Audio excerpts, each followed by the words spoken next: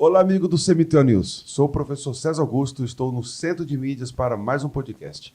O tema que nós vamos discutir hoje é Do Samurai ao Império Japonês.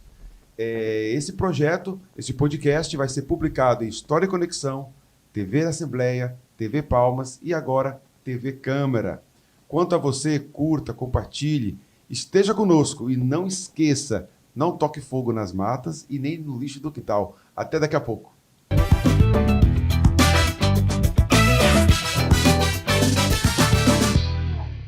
Estamos de volta, beleza? Tudo bem? Os meus convidados é Efraim Ribeiro. Isso. E Acácio Fernandes. Isso. O Acácio já é figura aqui conhecida, né? Já deu até autógrafo, né, Acácio? Já foi reconhecido aí por outros municípios. Bacana. Acácio, seja bem-vindo. Obrigado. Efraim Ribeiro, seja bem-vindo. Obrigado, professor. Vamos tratar agora um pouquinho sobre a história, né? Vamos contar um pouquinho sobre a história do Japão, um pouquinho, né? Nós somos muito concentrados ali na história da América, da Europa e às vezes esquecemos um pouquinho da Ásia. Então vamos lembrar um pouquinho, vamos contar para o nosso público. Efraim, primeiro, quando eu te convidei para o podcast, por que você escolheu esse tema do Japão? Foi um tema que eu já tinha ouvido falar, né? E isso gerou uma certa curiosidade, porque quando eu descobri que durante muito tempo o Japão foi um país que se manteve reservado, digamos assim, focado em si mesmo, e como o professor havia dito há um tempo atrás, vivendo um período de um sistema feudal, né, até tempos recentes, isso me despertou. Como um país conseguiu durar tanto tempo assim? Como que conseguiram fortalecer seus costumes, conseguiram, digamos assim, não abrir tanto as portas para práticas estrangeiras, como aconteceu aqui no Brasil. Então eu fui pesquisando, descobri sobre o shogunato, descobri sobre a transição, né, que é o que vamos falar aqui hoje, da Era Meiji, da restauração Meiji, e isso me ganhou os olhos. É interessante porque não é comum, né? Sim. E ele falou Japão, ok. É bom, vamos conhecer um pouquinho do Japão, dessa história bastante desconhecida de nós, né? E você, professor Acácio, porque você sempre gostou dessa parte de japonesa, né? Cultura japonesa. O primeiro ponto é, assim, como o César me conhece, eu sou muito apaixonado pela questão da antropologia, né? Do estudo do próprio homem. E a cultura não existe ser humano sem cultura. E como César já fez a introdução muito perfeita aí, que eu ia tocar nesse assunto, é que a Europa, a gente estuda muito sobre a Europa, é óbvio. A Europa tem períodos ali que são extremamente interessantes, cavalaria, armaduras, espadas, justas, né? Quem assiste séries modernas como Game of Thrones é encantado por isso, mas a gente vê muito disso.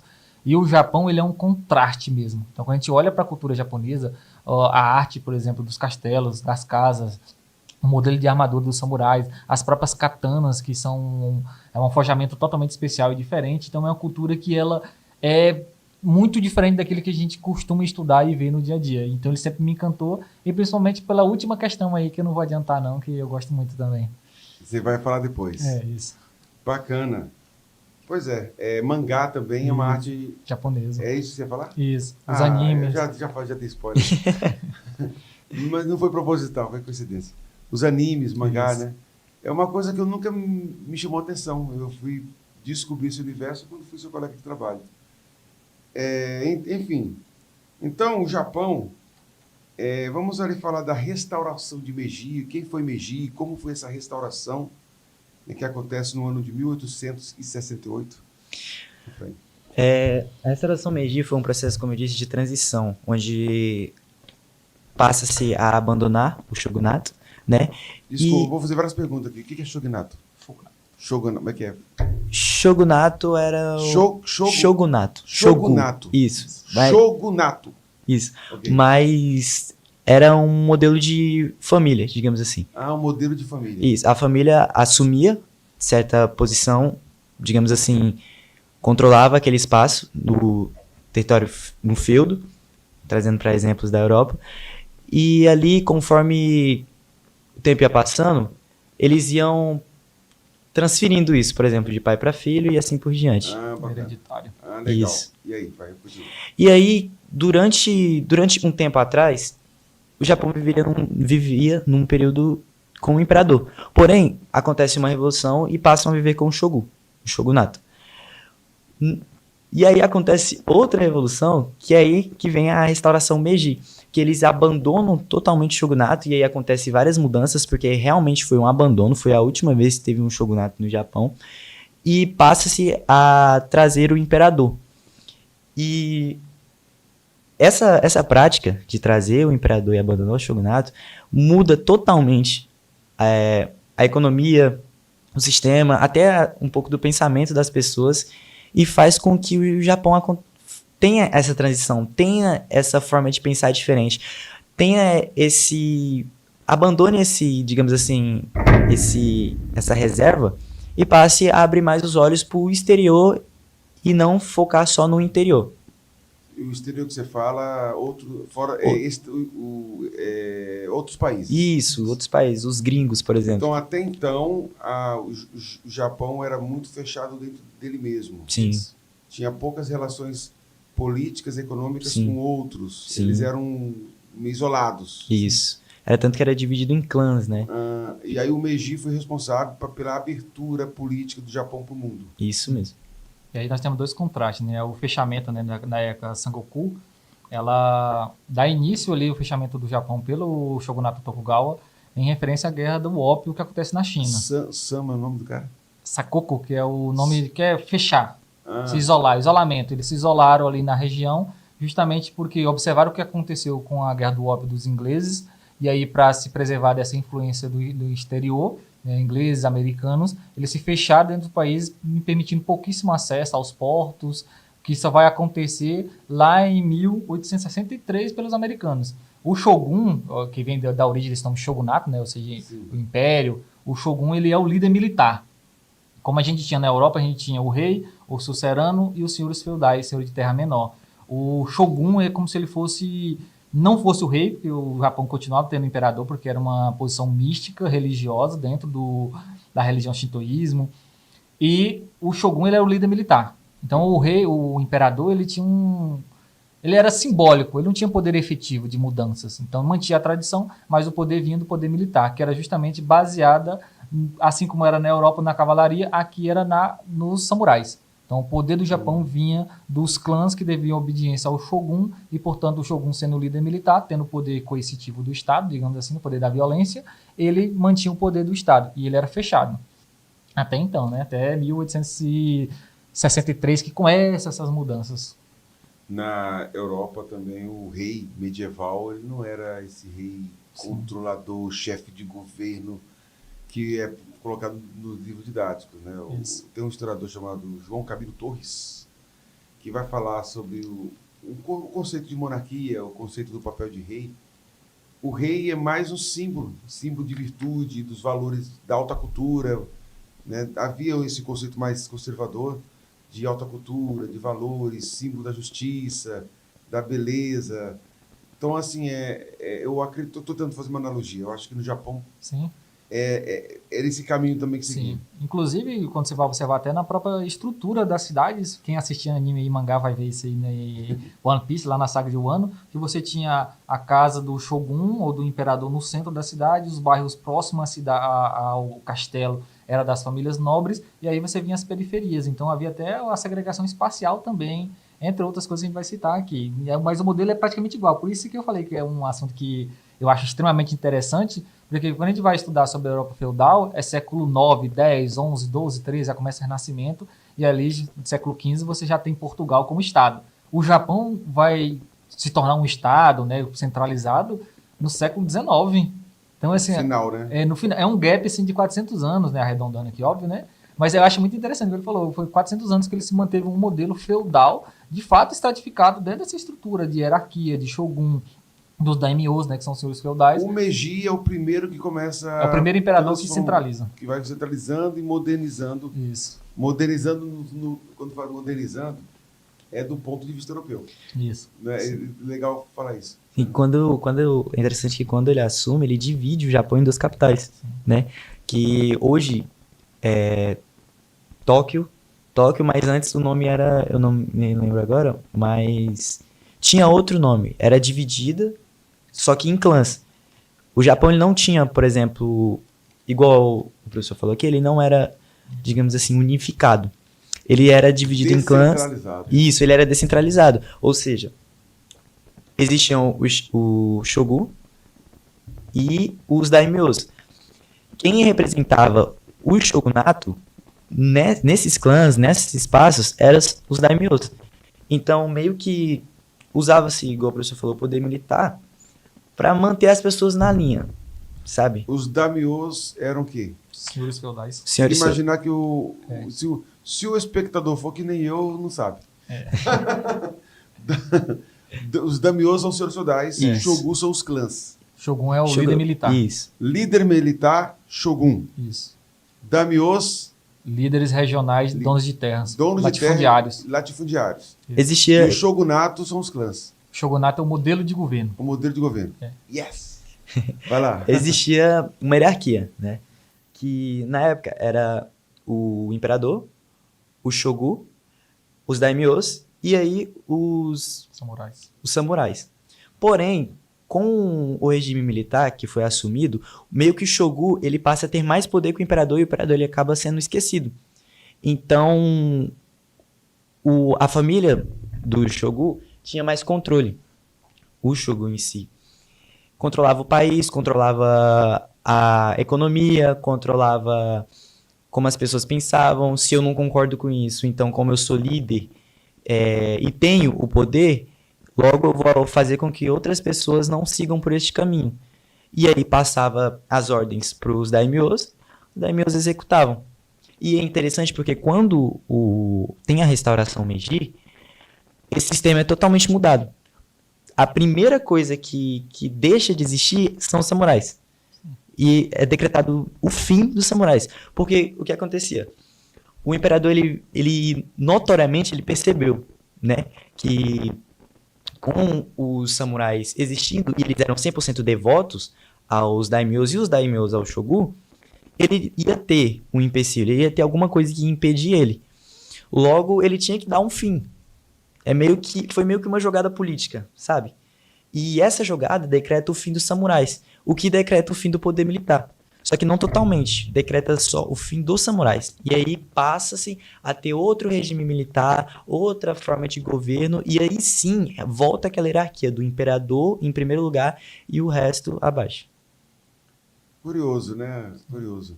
Mas assim, pelo que vocês estudaram, é claro que vai juízo de valor agora. Sim. Você acha que isso foi interessante? Foi bom para o Japão? É juízo de valor, essa é a opinião. Isso é juízo de valor. Porque, assim, na minha opinião, né?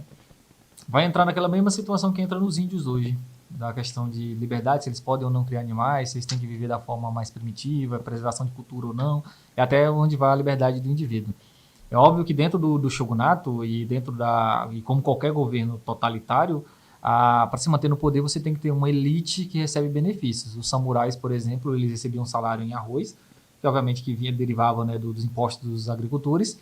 E o samurai, por exemplo, ele tinha livre acesso, o único que podiam andar armados dentro das cidades. Então ele andava com a espada menor e a katana, né? E eles poderiam, se alguém resmungasse, alguém olhou para baixo, alguém olhou para ele com desrespeito, ele poderia executar o cara sumariamente em praça pública. Então, obviamente que acontecia abuso de poder, de samurais, por exemplo, que treinavam o corte da espada, né, o caminho da espada, em civis, cortando eles para treinar a espada, né, a força, o ângulo do corte, entre outras coisas. Então, era um alto status ser um samurai. Então, você tinha até duas classificações lá dentro, né, que são os samurais e os ronins. Samurai é aquele que está ligado diretamente a um daimyo, ou seja, trabalha diretamente para um daimyo, é empregado, e os ronins são samurais que aí não estão respondendo ninguém diretamente, ou que o seu daimyo morreu, ou que foi desempregado, porque era uma função, um contrato, né? Como se fossem os cavaleiros no medievo.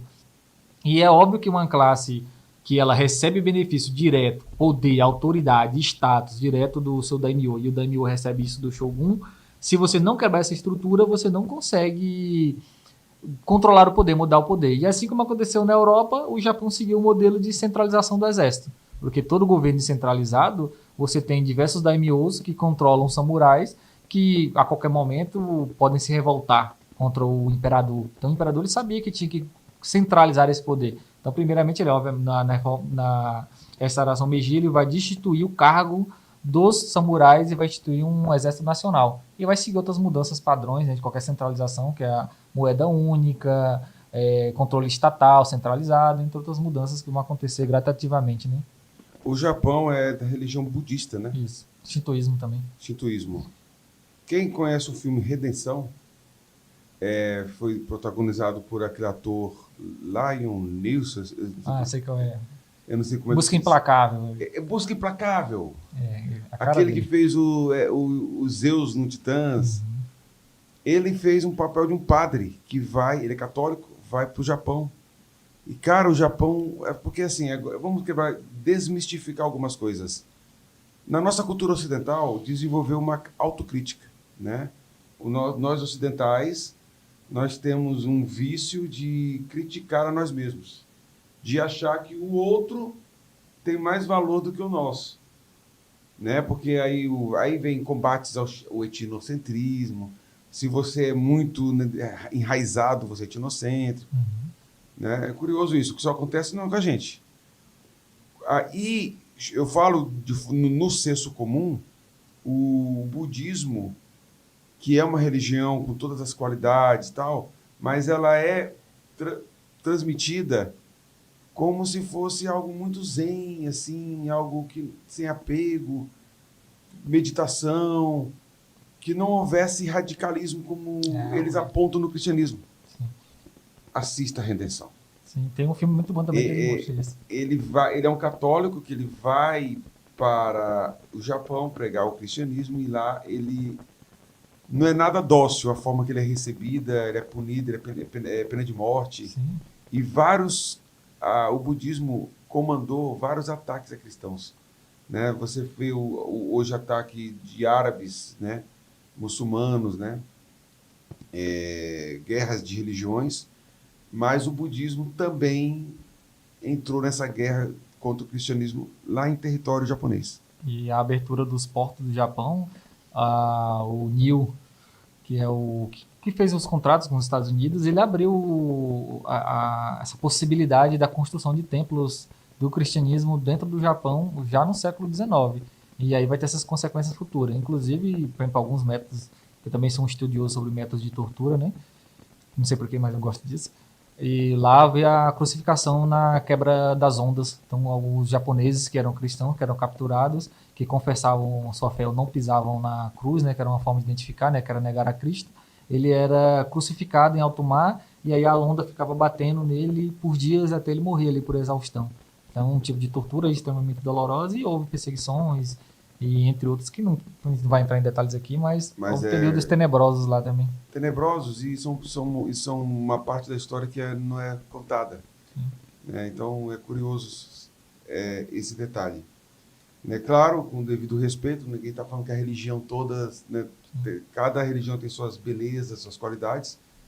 Todavia, o lado político delas, né, elas têm esses momentos ruins, né? Como você disse, momentos tenebrosos.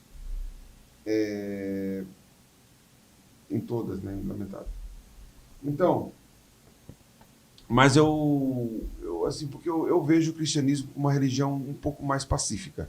Não que não haja também totalitarismos, reis que se apropriaram da religião, aí vamos dizer as cruzadas, tal, que é um outro assunto.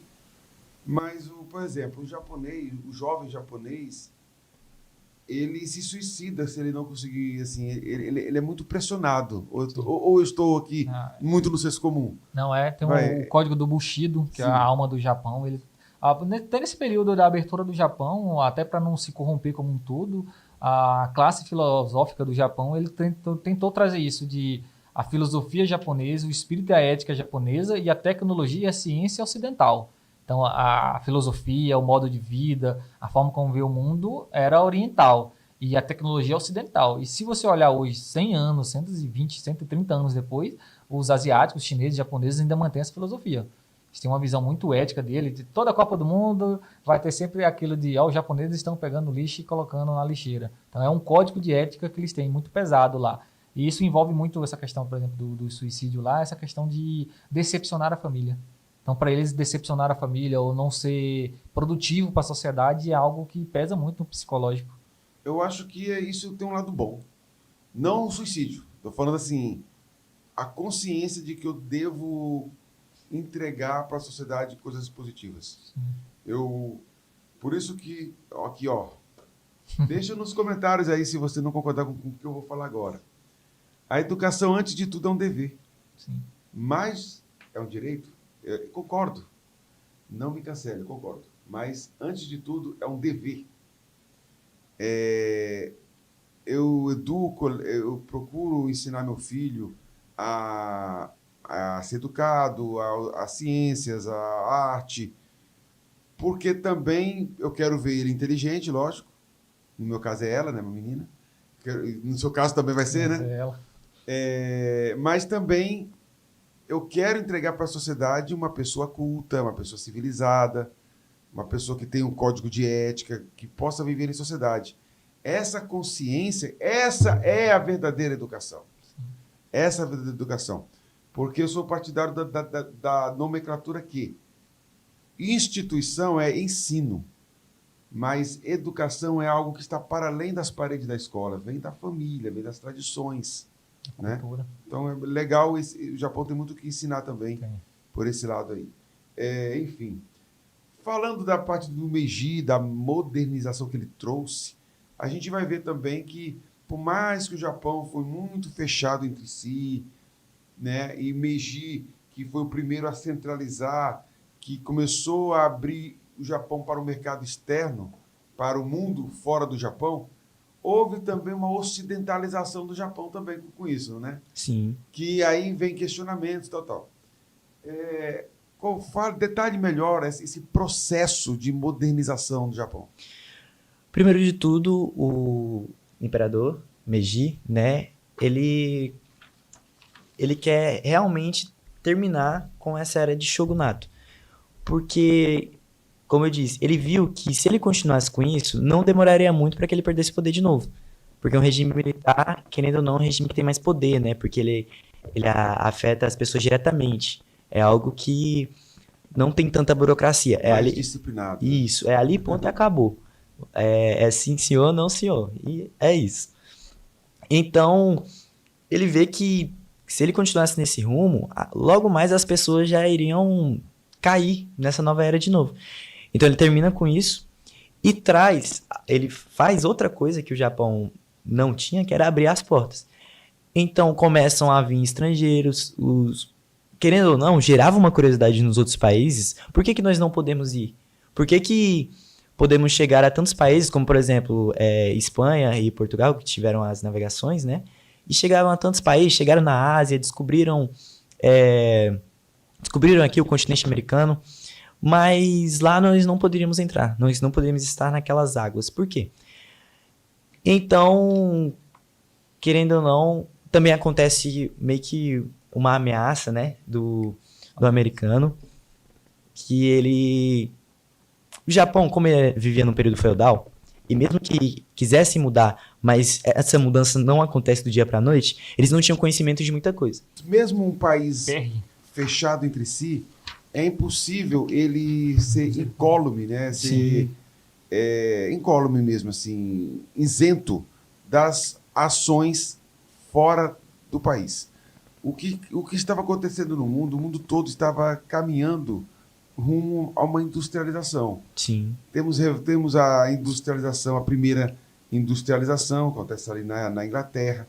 Temos a segunda Revolução Industrial, depois vem a terceira. E eu não sei se eu acho que estou conectando aí. O Japão,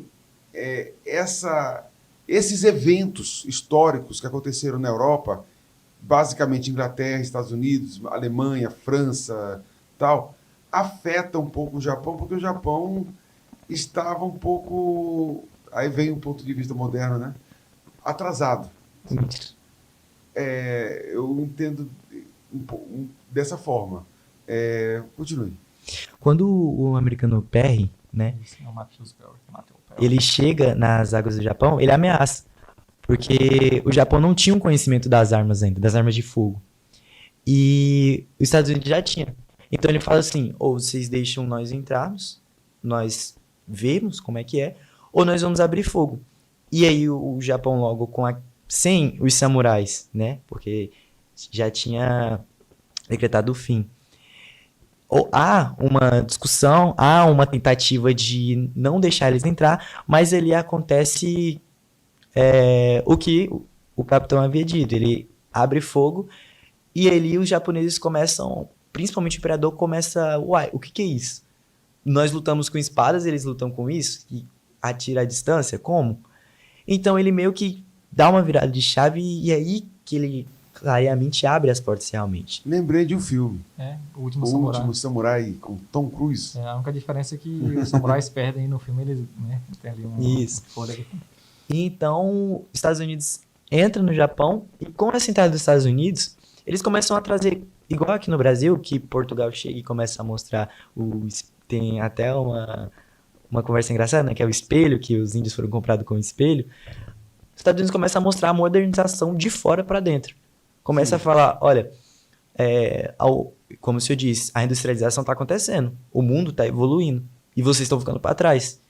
E aí isso começa a mexer com o imperador. Ele fala, achei a forma de como eu vou virar essa chave, de como eu vou fazer com que o Japão deixe de ser um feudalismo. Um feudo atrasado, né? Isso, e passe sim a ser uma sociedade moderna, um país, né, uma sociedade unificada, que consiga assim evoluir e, como é hoje em dia, acredito que ultrapassar muitas sociedades.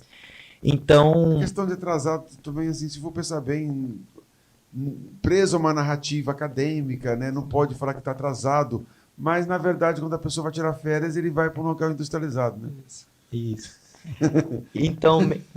Para a gente não perder um pouquinho de humor na nossa história aqui, vai.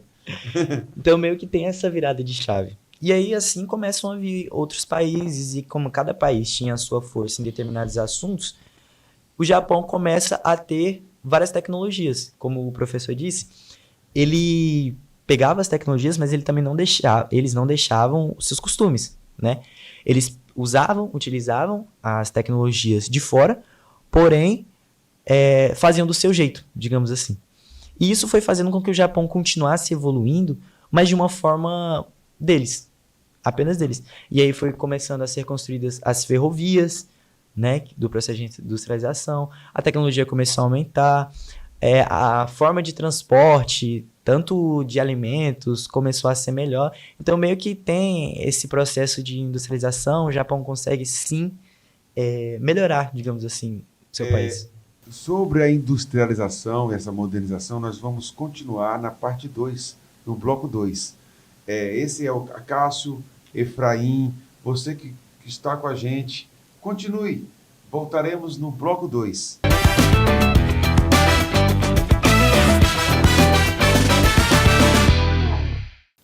O projeto Cemitério News é coordenado, dirigido por mim, professor César Augusto.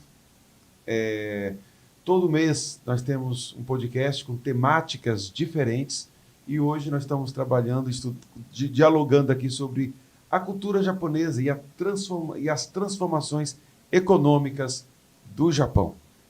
Para esse podcast foi convidado o professor Acácio e o estudante Efraim Ribeiro.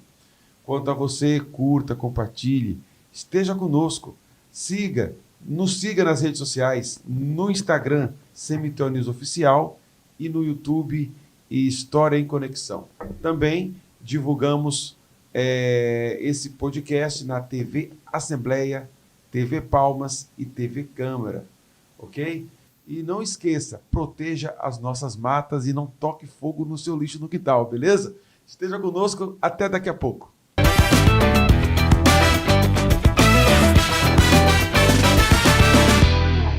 Estamos de volta para a parte 2 do nosso podcast Do Samurai à Modernidade.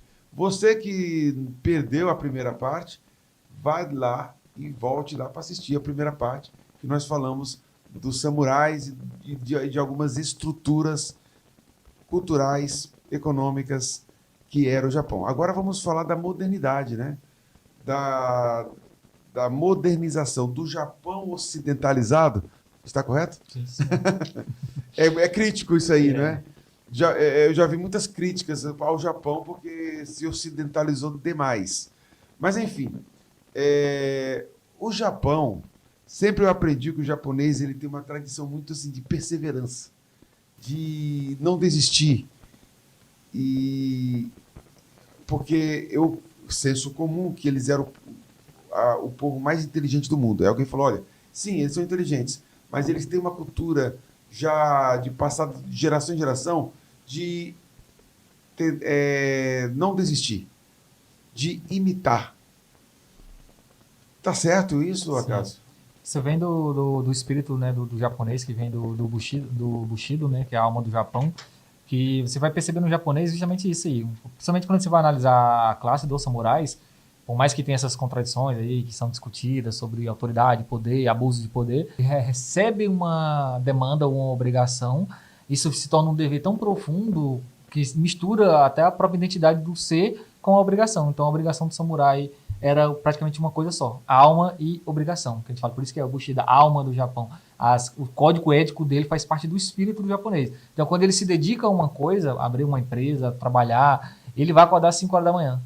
E ele vai deixar de muitas vezes cumprir obrigações com a sua própria saúde individual para cumprir uma obrigação, uma promessa que ele fez. Então se o japonês falar para você que 5 horas da manhã ele vai estar na frente da sua casa, 4h30 ele vai estar lá. Para ter certeza que ele vai cumprir a obrigação. Então é uma questão espiritual. A gente marca 5 horas, o cara aparece 9. Aqui a gente já marca... Nem vai, às vezes. 8 horas, tem que marcar 7 para o público chegar a 8. Então é uma questão cultural deles mesmo, essa perseverança em honrar os compromissos. Mas todo o processo de modernização, ele tem um preço alto. Tem. E o preço foi muito alto, né? Aí, assim, as correntes que criticam o capitalismo, existe uma certa questão realmente em jogo. Eu também acho. Porque realmente o preço é alto. O preço foi alto só perguntando para os chineses. Sim. Vamos perguntar para os coreanos, né? Claro que também sou contra qualquer movimento que promova a xenofobia, né? Porque, então vamos odiar o Japão por isso. Não, não é por isso. Mas é um fato histórico que eles pagaram um preço muito alto, até mesmo com perdas de milhares e milhares de vidas, para o próprio Japão, né? Vamos voltar a esse assunto delicado daqui a pouco, mas eu lembrei aqui, falando de modernização, de empresas, que o Japão começou a criar uma sociedade de mercado, assim como eram os Estados Unidos e tal. Tem uma questão interessante, porque eu estou enganado, havia umas marcas de eletrônico na minha época, quando eu era criança, chamado Panasonic, National. Uma delas, uma era americana, outra era japonesa, eu não lembro qual. E eu lembro que havia uma competição, assim, eu nasci em 77, ainda era na Guerra Fria. E eu consigo lembrar algumas coisinhas ainda, algumas tensões que existiam. Existe uma tensão mesmo. Sim. A mídia também fomenta, né? Mas realmente, de que qualquer momento poderia iniciar uma guerra, uma competição também por mercado, por consumo. Sim. Né? Quer comentar sobre isso? Primeiro, assim, recapitulando um pouco sobre essa questão da modernização, que você citou muito bem aí, é que nenhum povo, por mais que a gente tenha esse olhar de que a modernização, você falou, né, a ocidentalização vai ser uma coisa boa, para os japoneses que viviam há anos, ou há séculos, há décadas naquele modelo, principalmente as classes superiores, os samurais e os daimyos, eles não receberam essa abertura dos portos aos americanos com bons olhos.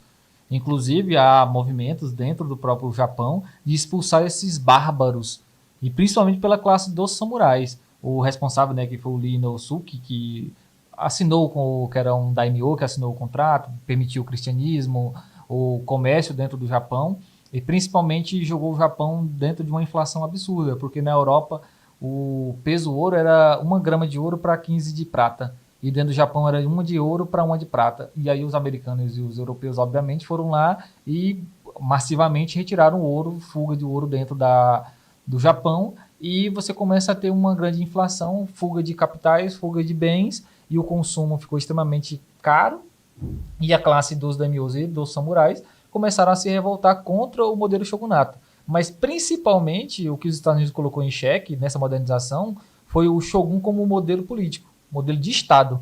O japonês ele começou a se perguntar se o shogun tinha capacidade de defender o Japão das potências estrangeiras. E o que foi demonstrado, como o Ibrahim falou muito bem aqui, que o Japão ele ainda lutava em um modelo de espada, cavalos, armaduras dos samurais, enquanto os ocidentais utilizavam arma de fogo. Já Que tinha a pólvora. a já, pólvora, a arma de fogo, que é abordado lá no filme que você citou aí, né, no Último Samurai, que você consegue ver um pouco Samurai. isso. Filme bom. Então foi digamos assim, um massacre entre duas tecnologias, em dois momentos históricos diferentes, um no feudalismo, outro na sociedade industrial. Dentro dessa modernização, um dos movimentos ali mais interessantes do Ieyasu é justamente a educação. O Japão era analfabeto, praticamente todo. Alguns samurais tinham a escrita, Domínio da escrita. o domínio da escrita. O domínio da escrita, inclusive, era visto como uma arte. Você consegue ver em algumas séries, você vai assistir Marco Polo, você vê isso lá no Japão e na China também, a escrita como um dom, uma arte.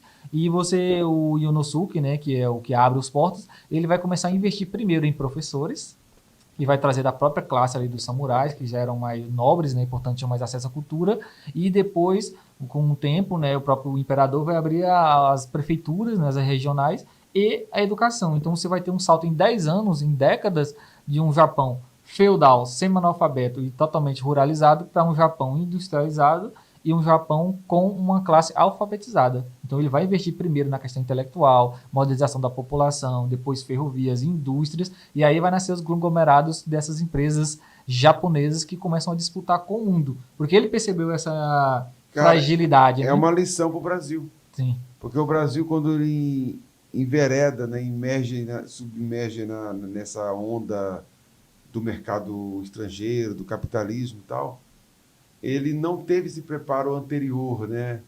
Ele foi logo imitando, né? Infelizmente, né, tudo é importado, chega no Brasil, aí fala que no Brasil os carros são na frente dos bois. E de certa forma, né, o conceito de república veio para cá sem uma tradição republicana, não existia nenhuma tradição republicana, foi implementado. E até hoje, você que está na educação, né, Cássio? Sim, Vem modelos de fora, mas você vê que é modelos que não são construídos de forma orgânica, de forma estrutural dentro do país. Só para concluir, isso mostra essa centralização, como o imperador ele consegue fazer aliança com os países estrangeiros, e aí aqui a gente não vai entrar no mérito, né, do imperialismo, etc., mas ele, como o Ibrahim disse, ele percebe que com o apoio e a modernização, ele conseguiria suprimir os daimyos e principalmente o poder dos samurais, porque ele precisava reprimir essa sociedade desse modelo de estratificação social, né, baseado na terra. Ele faz uma redivisão, ele retoma essas terras e volta para o Estado, mas o mais interessante, o que mais me impressionou foi justamente isso. Ele conseguiu antecipar esse pensamento de que antes de modernizar o Japão, antes de criar indústrias, empresas, metalurgia, ele precisava primeiro educar a população. Precisava de uma mão de obra qualificada e uma população que estivesse consciente daquilo que estava fazendo e aí depois industrializar. Então ele investe primeiro em educação para depois investir nas empresas. E de fato, quando a gente olha assim, questão de espaço-tempo, a era Meiji ela é instalada em 1868. Na Primeira Guerra Mundial, em 1914, o Japão já era uma potência mundial, em, vamos dizer assim, arredondar, menos de 50 anos. O Brasil se torna praticamente independente, né, com a chegada da família real aqui no Brasil, começa a se libertar e se modernizar. 200 anos antes, e até hoje o Brasil ainda é um exportador de commodities. Então você vê, 1808, nós estamos em 2008, 200 anos, mais 200 e poucos anos. E a gente não conseguiu, hoje o Brasil, com todos os recursos, a gente não é uma grande potência. O Japão, em 40 e poucos anos, conseguiu sair de um país feudal, semi-analfabeto, para um país totalmente industrializado, com empresas disputando com os próprios americanos. Inclusive, é um detalhe importante para você ver como os japoneses são rápidos de aprender. Os primeiros acordos que o Japão fez com os Estados Unidos são acordos que a gente chama de desiguais. O que aconteceu com o Brasil aqui com a Inglaterra, lembra? Que os ingleses tinham taxas alfandegárias menores do que os outros países, então tinha vantagem. E para o Brasil isso era ruim economicamente. O Japão também fez esse tipo de acordo. Em menos de 2 décadas, o Império Japonês já estava renegociando esses acordos, porque ele já tinha uma base industrial, uma base educacional. Em menos de 50 anos, ele já era potência mundial disputando esse mercado consumidor. Para mim, isso é impressionante. É impressionante. Apesar de que o preço foi alto. Sim. A resistência à morte da cultura. O Japão, a forma que invadiu a China. Sim. Teve a guerra, ela invadiu a China, desumanizou todos os chineses praticamente, que é uma questão, do ponto de vista ético, é uma questão comprometedora. Coreia, tem a guerra sino-russo, né? Tem um nome que fala, sino-russiana, Japão e Rússia, em 1905, que o Japão perde ou ganha? Acho que ele ganha. Né? Ele ganha da Rússia. E quando chega na Segunda Guerra Mundial, ela faz uma aliança com o nazismo e com o fascismo, que foi uma marca negativa profunda na alma japonesa. Exato. E, inclusive, ele, assim, dentro da filosofia do Bushido, né, do próprio budismo, eles falam que isso é uma mancha muito terrível, porque o Japão ele saiu desse espírito da honra e dentro desse fascismo japonês, né, que muitas vezes a gente fica muito dentro do nazismo alemão, mas as barbaridades, o que foi feito pelo Japão nesse período também não perde nada do que a Alemanha fez. Só que essa fica mais ali escondidinha. Quase ninguém fala. Eu falo para os meus alunos, os experimentos científicos que os japoneses fizeram com os coreanos, com os chineses. A ciência, assim, o progresso ele tem um preço alto. Por isso que eu sou muito simpático de uma análise conservadora. Porque a análise conservadora, ela não é contra o progresso, mas ela coloca freios morais. Né? É preciso ter freios morais, ou seja, nem tudo pode ser transformado em produto. Sim. Nem tudo pode ser transformado em uma mercadoria. Então, hoje você pode estar meio sacudido aí entre as forças que chamam liberais, de direita, outros de esquerda e tal, e há o socialismo e o liberalismo que estão ali sempre se debatendo, né? Cada um aponta para o defeito do outro, mas eu chamo a atenção para uma análise conservadora, porque o liberal, no fundo, ele termina sendo materialista tanto quanto o seu opositor. Sim. Porque o marxismo é materialismo histórico dialético. Então, o mundo é matéria, né? Não tem a questão espiritual, não existe a questão moral. Por exemplo, para um materialista, não se assuste se você for marxista, mas se você for realmente marxista, você vai achar que não é verdade que Deus deu os 10 mandamentos. Sim. Toda lei é humana. Tudo é questão humana. O amor é questão humana. Tudo é construção social. Matéria, isso é matéria. Explicando, porque às vezes a pessoa não sabe ligar. O liberal, ele, do ponto de vista econômico, ele traz muito mais progresso econômico para uma sociedade. Sim. É fato. Mas também ele carrega esse DNA materialista. Sim. E entra na... Aí, só um minutinho.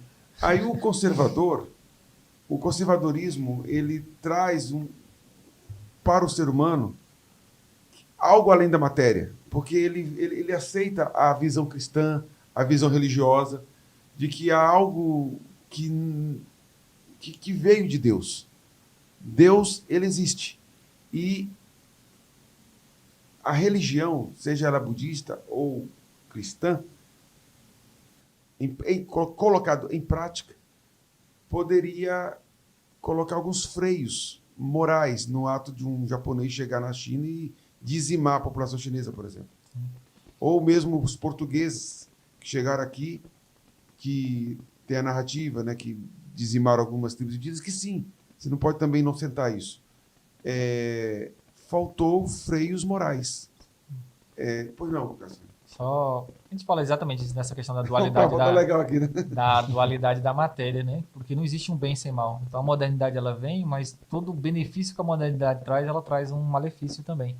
É uma coisa sempre eu gosto muito de citar, e essa leitura foi, assim, deu um estalo na minha mente, né? Que foi de Sapin, quando ele fala sobre a agricultura. A agricultura ela trouxe a modernidade, a fixação, mas ela trouxe o governo, trouxe o imposto, ela trouxe as classes militares, ela trouxe o poder coercitivo do Estado, ela trouxe o crescimento populacional, ela trouxe a obrigação de trabalhar mais. Então, tipo, aquela visão do indígena, por exemplo, da produção de comida o suficiente para sustentar a família e cada dia, um dia um outro dia, né? Sempre só esperando o próximo dia e é uma vida muito mais livre, mais leve.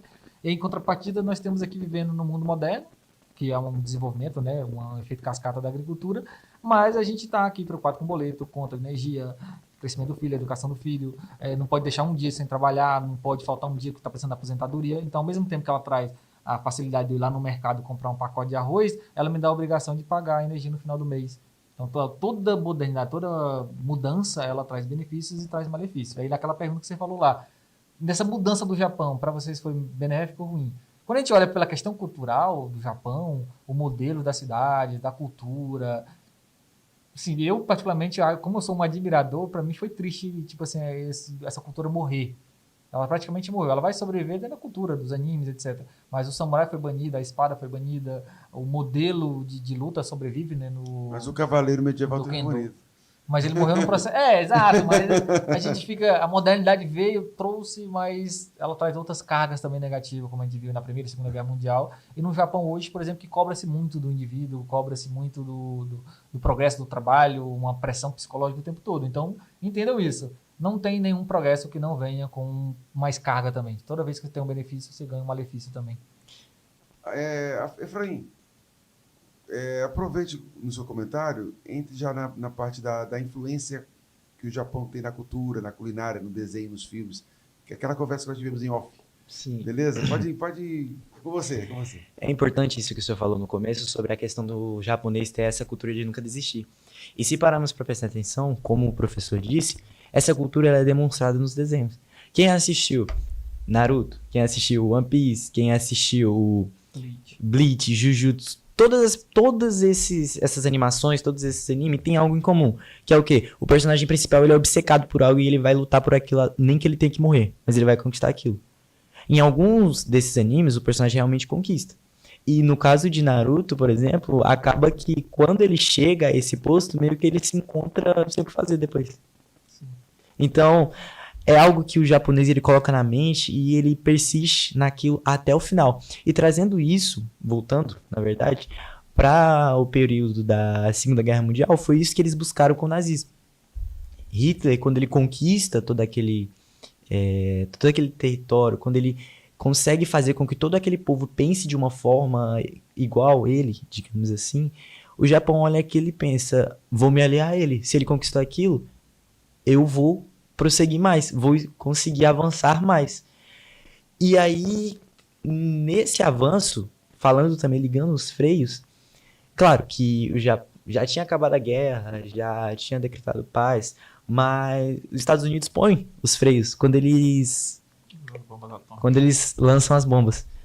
Então, esses freios, trazendo para o que o senhor falou, fazem com que o Japão pense assim, poxa, eu evoluí, só que ainda tem alguém que ainda está maior que eu. E eu acredito que depois disso, nasce a rivalidade. Porque se for parar para prestar atenção, hoje, na tecnologia, principalmente na tecnologia, só existem duas potências, Estados Unidos e Japão. Por exemplo, podemos citar aqui a marca de celular, Apple, Estados Unidos. Xiaomi é japonês. Chinês, não? Chinês, isso. Samsung. É coreano. Ele tem conglomerado tipo a Matsuda. Isso. Mas assim, entendi. Tem a Motorola, não sei se é japonesa, não sei. Não lembro da Motorola. Mas a Samsung é coreana. Mas assim, no mundo dos automóveis, tem a Mitsubishi, Toyota, tem a Hyundai, tem a Honda. Sim, então... Tem muitas coisas japonesas. Então meio que tem essa competição. E o japonês ele tá sempre inovando, sempre procurando melhorar, com aquilo de ser superior. Mas lá na década de 80 tinha umas marcas de eletrônicos japonesas e americanas e o embate era feio. Não, que é japonesa, né? A concorrência grande assim, das duas marcas. Que eu não estou lembrado agora, se eu não me engano era National e Panasonic. A Panasonic eu lembro ainda de alguns aparelhos da Panasonic. Mas enfim, são várias, né? Pois não. Então meio que nasce essa rivalidade, né? E aí, trazendo para a cultura, algo que eu achei muito interessante nos períodos modernos é que, por exemplo, eu comentei isso com a minha mãe. Se formos olhar, vamos colocar recente, 5 anos atrás, período pandemia ou antes pandemia, não se tinha digamos assim, uma cultura japonesa tão forte assim nos países, por exemplo, aqui no Brasil. Um exemplo, A comida japonesa, um restaurante japonês. Ninguém imaginava comer um... Como é que é? Um sushi. Soba, como é que é o nome da comida lá? Yakisoba, sushi, sushi. como é que é aquele que mistura tudo? Não sei qual é. Cara. Então, tem essa explosão. É charme, né? Vamos comer uma comida É, japonesa. e hoje em dia, Um chapa, né? Como eles falam hoje. hoje em dia, se for notar, vai no centro de qualquer cidade grande, digamos assim, tem um restaurante japonês. E isso me causou uma percepção, porque recente, 5 anos atrás, estamos falando de períodos que foram há 100, 200 anos atrás, e algo recente, de 5 anos, esse estalo, por exemplo, na culinária. Em restaurante, às vezes, não é nem restaurante japonês, mas tá lá um prato japonês. Sim. E na questão da cultura, legal, ela foi muito introduzida aqui no Brasil, na Europa, nos Estados Unidos, pela questão, igual ele falou assim, a questão cultural, a questão do Japão, de vários traços do Japão e da China também aqui, que tá ligada, né? Mas principalmente do Japão, ela veio através dos mangás e dos animes. Então eles citou alguns aqui que são muito famosos, né? O mais famoso e O o mais Brasil tem popular colônia do mundo. japonesa aqui em São Paulo. Sim. Exato, você vê, se hoje, aqui em Palmas, agora você falar que vai ter um encontro de mangakas aqui, que é pra vir de vestido a caráter, você pode marcar aí que você vai ver, num sábado vai ter mais de 500 pessoas. Então, fãs de animes como o Goku, porque o Goku é um personagem, né? No caso do Dragon Ball Z, de Naruto, One Piece, Cavaleiros do Zodíacos. Agora, nessa última recente, últimos 5 anos, aí você teve um pouco de desenhos, né? Animes e animações da Coreia, mas o Oriente, muitas vezes ele está introduzindo a cultura, a forma de visão de mundo através aqui da cultura. Não só do Japão, mas, por exemplo, partindo também para a Coreia, você tem as novelas, né? Os doramas. Mas o Japão ele é muito, muito, muito forte na questão dos animes do mangás. Se vocês tiverem curiosidade aí pesquisar, por exemplo, a quantidade de mangás vendidos de One Piece é assustador. Bacana. Milhões de cópias.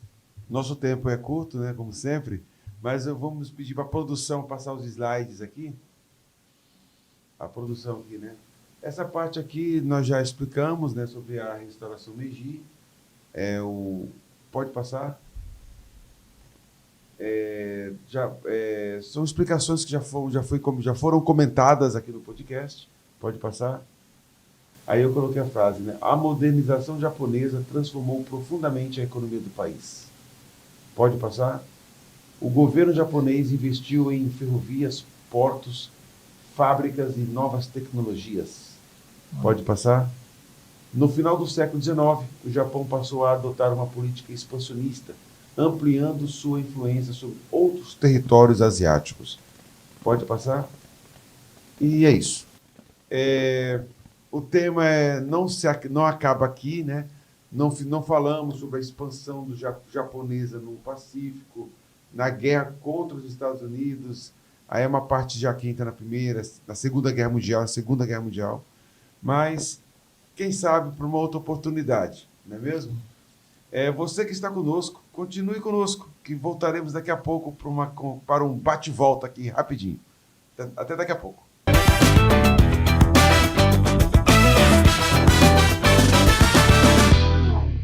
Estamos de volta, beleza? Efraim, essa parte final é a parte que o nosso convidado começa a gaguejar, né? Perguntas inesperadas, né? Tudo bem, é brincadeira. Essa parte aqui é a parte que nós vamos conhecer quem é o Efraim.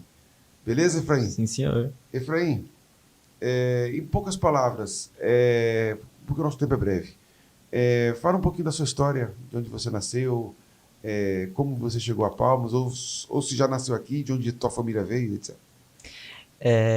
Eu sou natural de Cuiabá, Mato Grosso, né? Oh, que interessante! Tanto Bacana. que algumas pessoas aqui... Está acostumado com calor, então? Sim, bastante, porque lá não é brincadeira. Fala, cara. Algumas pessoas aqui até notam pelo modo de falar diferente. Cresci lá até os meus 3 anos de idade, mais ou menos. Então, eu digo que eu sou cuiabano, mas eu cresci no Tocantins. Adotou Tocantins. Isso. Fiquei em Cuiabá só até os meus 3 anos, porém meu pai é goiano e minha mãe é mato-grossense. Então, meio que tem essa ligação ainda, porque toda a família da minha mãe ainda mora lá. E aí, nas férias, a gente volta lá, visita e tem todo um contato. Vim para Tocantins, chegamos aqui ainda na evolução de Palmas, né? Pegamos uma parte que Palmas ainda estava se industrializando, Assim, urbanizando, crescendo. Industrializando Isso. até hoje não, né? tem um centro ali, mas Então, hoje eu tô com 16 anos, tem 13 anos que eu tô aqui em Palmas. Moro em Taquaralto, né? Passei, Tá meu vizinho, eu não sabia que você moro em Taquaralto. Eu Rapaz, passei, aí, ó, estudei todo o meu fundamental lá no Maria Rosa, eu moro em Itacoral também. lá no Morada do Sol. Só E falta uma praia em Itacoral. verdade, difícil. Tem tudo lá. verdade. Vai ter um shopping lá que estão construindo. Um É. mini shopping, né? É isso que você falou mesmo, um mini. E meu irmão, quando nós chegamos em Palmas, ele já era mais velho. Ele é 10 anos mais velho que eu, então ele já tinha 13 anos. E então ele termina o seu período de fundamental e passa a estudar no militar. E com esse membro da minha família indo para uma escola militar, minha família se ligou que o regime militar foi melhor para ele. Porque, querendo ou não, meio que, como ele era mais velho, dá uma revolta. Você tá com todos os seus amigos, adolescente, tá com todos os seus amigos e mudar para um estado totalmente diferente, um povo diferente. Deixa Ainda, amigos pra trás. isso, Nunca mais vou ver ainda eles. mais para uma cidade grande que Eu nem passei Cuiabá. muito por isso, muito. Minha vida foi cheia de fragmentos, assim, recortes. Uma cidade grande igual Cuiabá, que tem mais de 300 anos de idade, e vim para uma cidade que tem 30, entre 30 e 40. Então, As gatinhas que ele conhecia em Cuiabá. Falando em gatinhas, tem namorada? Ou o coração está desocupado? não tenho namorada, Está mas... desocupado. Não, também não. Garotas, Efraim. Também não. Então, Tá apaixonado. como você não está desocupado e não tem namorada? Como é que... Eu tô conversando com alguém, conhecendo uma pessoa. Ah, então, meninas, calma. Calma, meninas. E é corintiano? Não, que isso. Deus Qual é me o livre. time que meu amigo Eu torce? sou São Paulino, São Paulino, de é pai, clássico. irmão, família quase inteira. Ô, cara, eu queria ter esse prazer, né? Eu tenho prazer pra minha família, mas eles não são São Paulinos. Eles torcem pra um time meio de verde aí, que eu não gosto de falar não. Eu sou São Paulino também. É e o bom. Acácio também é São Paulino. Eu Eu tô tentando fazer o Acácio ser São Paulino. mudando um pouco. Brincadeira à parte, vai. Mudando um pouco sobre esse assunto do São Paulo, é até interessante quando você acha outro São Paulino, né? Porque um clube que tem, digamos assim, foi no passado grande e hoje tá mediano. Tá numa crise, Tá numa mas fase é grande ruim. ainda. É, Quem é tricampeão nunca vai deixar de ser. é verdade. Você já percebeu que toda vez que tem Copa do Mundo, o Uruguai é tratado com respeito? Sim, tem dois. Presta atenção. Você que não fique com vergonha, você que é São Paulino, que foi campeão lá há 1000 anos atrás. Não fique com vergonha. O Uruguai até hoje é tratado com respeito, porque não existe ex-campeão. É Não verdade. existe, não existe. Então, meu amigo, A glória é eterna. pode ganhar 500 Libertadores, vocês aí de verde aí. Tricampeão nunca vai tirar da gente. Até porque um é pouco, dois é muito, mas três é só o São Paulo. beleza. Responda rapidamente. Frango ou carne assada? Frango assado ou carne assada? Carne assada, Churrascaria ou pizza? pizza, Coca-Cola ou Pepsi? Ou Pepsi? Coca-Cola. Ó. Beleza. Olhe para a câmera fechada ali e mande um beijo para pelo menos 2 pessoas que você... Um beijo para quem você ama ali. Queria agradecer primeiramente ao convite, né? Então, muito obrigado, professor. Mandar um beijo para minha mãe, pro meu pai também, que vou fazer eles assistir quando eu chegar em Que casa. bom, que bom. E também ao meu irmão, que ele me incentivou. Quando São Paulino. São Paulino. Quando eu falei para ele do projeto e falei para ele que ia vir falar sobre o Japão, ele começou a estudar comigo. Ele se autoconvidou, digamos assim. Quem sabe no meu próximo ele não pode estar presente. Quem sabe, seria muito bom. Faz um quarteto aqui, né? O Acácio, ele vai ser pai. Ó, Ele faz parte agora do meu time, né, de pais. O mundo novo já abriu para você um mundo diferente. As cores do mundo vão ter mais vivacidade, né? Para você. O mundo vai ficar mais colorido. Vai ficar mais colorido e também com mais responsabilidades também. E um grande homem se faz também com responsabilidades, né? Então, vai vir coisas positivas, vai vir preocupações, mas até as preocupações serão com felicidade, porque carregar a cruz de quem a gente ama é o que nos dá força e é um prazer também. Beleza? Tua filha, né, vai fazer você ser um novo Acácio. Beleza? E eu quero parabenizar e presentear meu amigo Acácio com um presentinho. Muito obrigado. Realmente, obrigado pelo convite. O César sabe o apreço que eu tenho por esse tema. Segundo, ele estava correto quando ele disse que um homem só se torna um homem de verdade com responsabilidade a partir do momento que ele constitui uma família. E depois que descobri que minha esposa estava grávida, de fato, a família não é um casal, o homem e a esposa. Uma família é quando você tem, quando ambos, como diz o Velho Testamento, quando se torna sangue e carne, um só. O filho, ele é o elo. Então eu sempre Ele é o pego cimento ali. isso. E aí eu falei, de hoje, daquele momento diante da notícia, eu senti esse peso da responsabilidade e essa compreensão de mundo mudou. Então você estava certo, de fato. Obrigado. Olha, ó, a gente crescendo e aprendendo. E muito obrigado pelo presente e pela oportunidade de estar sempre aqui no projeto. Você que nos acompanhou até aqui, agradeço a perseverança, a paciência, o aprendizado também. Curta, compartilhe, divulgue o nosso trabalho. Qualquer dúvida, qualquer sugestão, coloque nos comentários, ok? Aqui é César Augusto, história para dentro da cabeça. Tchau.